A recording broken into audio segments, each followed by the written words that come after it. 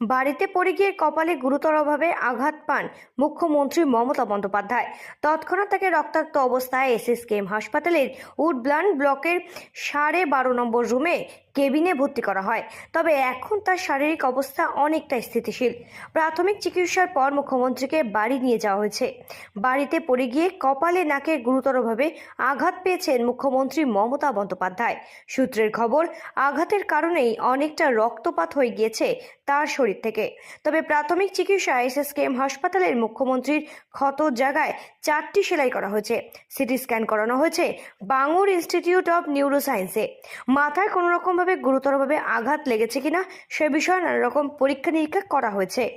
মুখ্যমন্ত্রীর শারীরিক অবস্থা আগের তুলনায় অনেকটা স্থিতিশীল, আর তাই প্রাথমিক চিকিৎসার পর তাকে বাড়ি নিয়ে যাওয়া হয়েছে। মুখ্যমন্ত্রীর কপালে এবং নাকে সেলাই করা হয়েছে, কপালে ব্যান্ডেজ করা রয়েছে তার।